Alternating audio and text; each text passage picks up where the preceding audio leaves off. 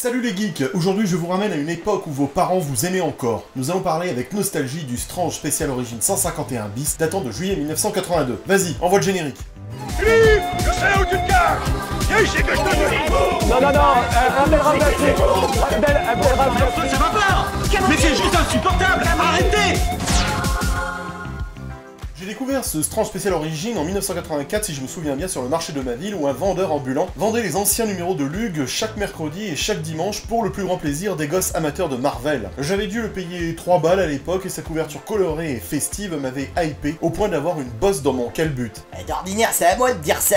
Le bouquin que j'ai remarquablement bien conservé renferme les récits de grands duels au sommet entre le surfeur d'argent et son ennemi juré Mephisto, ainsi que de l'araignée contre le bouffon vert. Juteux. Une riche idée à l'époque de la part de Lug pour tous les lecteurs qui n'avaient pas eu la chance de lire ces histoires auparavant, étant trop jeunes dans les années 70. Je n'ai rien contre le format du Nova numéro 5, mais j'avoue qu'il est plus agréable de lire les aventures du surfeur en plus gros format pour apprécier pleinement l'art de Big John Buscema. Aussi, ce Strange Special Origins est un précieux bouquin pour les geeks amoureux du petit gars argenté. Cette phrase sonne bizarre.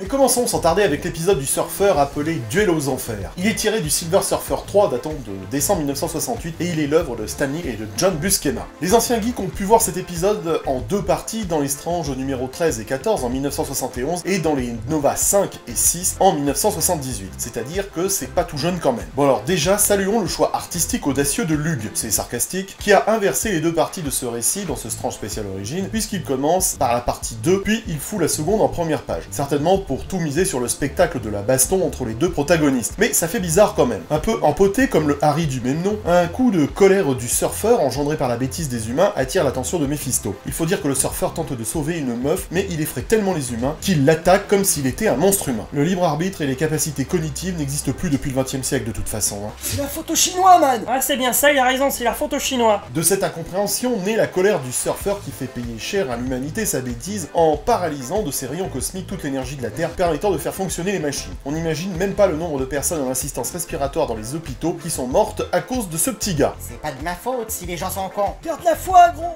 Et la noblesse et le pouvoir du surfeur sont une menace pour le contrôle de Mephisto sur la Terre et il commence à élaborer un plan pour sa disparition. Enfin, il va essayer de corrompre l'âme du surfeur. Il amène Chalabal sur Terre, puis en enfer pour s'amuser un peu. Mephisto offre au surfeur de la richesse du pouvoir des femmes qui font quand même assez pouf superficielles, qui ne se respectent pas quand on regarde ses dessins. T'es qu'un noob, t'y connais rien, gamin. C'est bon, t'as fini? Oh là, j'ai une bosse dans mon pantalon. Non mais c'est bon, la vulgarité ça fait rire que les 12-14 ans, man. Pour en revenir à notre BD, les tentations de Mephisto ne tiennent pas la route, car cette tentative de corrompre le petit gars argenté est stupide. Pourquoi, me demanderez-vous? Parce que même si le surfeur n'était pas si pur, il pourrait à peu près créer n'importe laquelle de ces choses lui-même, ce que le surfeur souligne d'ailleurs dans la BD. Mais il en a pas envie. Ah, tous ces gens qui ne veulent pas réussir, ça me dégoûte. Et au final, c'est le surfeur qui finit par manipuler Mephisto pour envoyer Chalabal à nouveau sur Zenla afin qu'il puisse l'éloigner de l'embrouille naissante, car tu sens que la tension monte. Irrité par cette résistance du petit gars argenté, Mephisto l'attaque avec ses démons. Bien que chaque créature soit plus forte et plus meurtrière que la précédente, aucune ne peut résister à la puissance du pouvoir cosmique. Le surfeur les met tous marades. Même les bisounours auraient traité ces démons de grosses tapettes. They see me rolling, they hate it.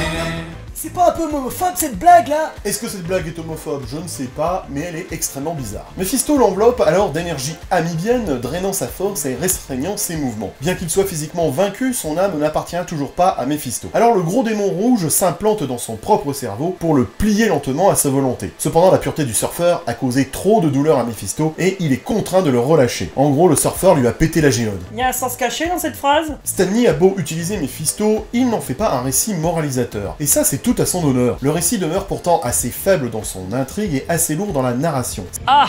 Stan Lee en fait même un mélodrame pesant de plusieurs tonnes. Comme ta maman. Mais ce n'est pas grave, car l'art de Buscema en fait un pur régal pour les yeux. C'est du très grand art qui fait de cet épisode l'un des meilleurs récits de chez Marvel. Tout le monde a en tête cette représentation de Mephisto sur son trône qui déchire sa race quand même. On est ici, dans du Toulouse, dans du Lautrec. C'est dégueulasse. Puis Lug nous propose un autre duel de qualité entre l'araignée et le bouffon vert qui s'intitule La fin du bouffon vert. Cet épisode mythique et velu est tiré de l'Amazing Spider-Man numéro 40 datant de septembre 1966. Il est écrit par Stan Lee et dessiné par le talentueux John Romita Sr., accompagné de Mike Esposito.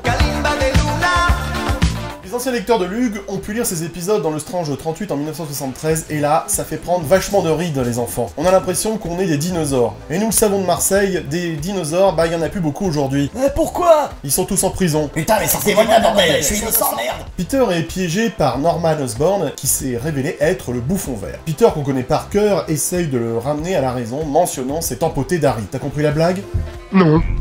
Bref, il joue avec ses émotions pour le faire parler, et on apprend comment Norman est devenu la némésis de l'araignée. Il révèle comment le professeur Strom a été évincé par Norman pour prendre le contrôle de leur entreprise. Salaud! Et justement, Strom a laissé derrière lui des formules que Norman a décidé d'étudier. Alors qu'il travaillait sur l'une de ces formules, l'opération dégénère avec une explosion terrible qui l'a hospitalisé. Éprouvé et traumatisé, Norman a changé de personnalité. À titre de comparaison, ça lui fait comme une sorte de tamulance. Dès lors, il prévoit d'utiliser les ressources de son entreprise pour devenir un super criminel. Original, pour ne pas dire complètement fou. Ce sont les pauvres qui sont fous. Nous les riches, nous sommes excentriques. Et au final, le bouffon libère Peter pour le combattre à armes égales. L'instant narratif devient aussi délicat qu'une paire de rangers dans la gueule. Pendant qu'ils se battent, le gobelin nous montre toute une panoplie intéressante d'armes, dont des bombes assourdissantes, un fouet électrique, et enfin un canon gobelin. Personnellement, je ne sors jamais sans mes instruments.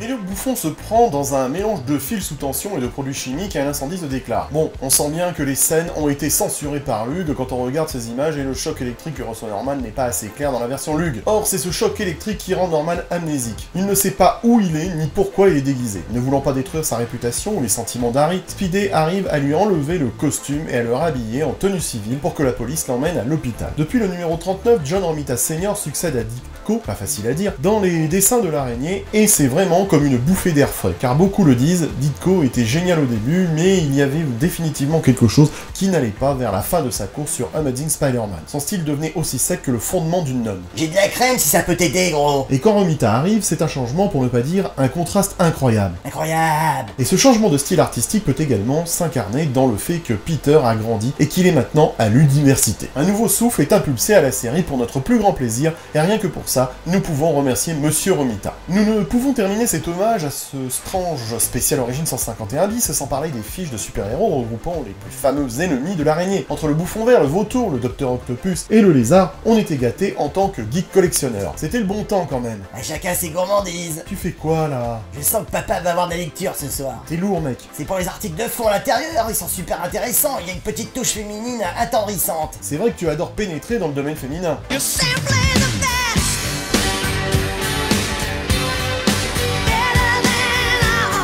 Voilà, cette vidéo est maintenant terminée, laissez un pouce bleu pour souligner la qualité intrinsèque de mon travail, et si le champ lexical de ma prose vous a impressionné, bah vous laissez un pouce bleu. N'achetez pas chinois, protégez-vous lors de vos rapports amoureux, et lisez du vintage, ça vous maintiendra jeune. On se retrouve tout bientôt, salut les gros. Philippe, je sais où tu te caches. Viens ici, Non, Abdel Raouf d'Afrique. Abdel Raouf d'Afrique. Mais enfin, ça va pas! Mais c'est juste insupportable! Arrêtez! Putain, mais sortez-moi de là, bordel! Je suis innocent, merde!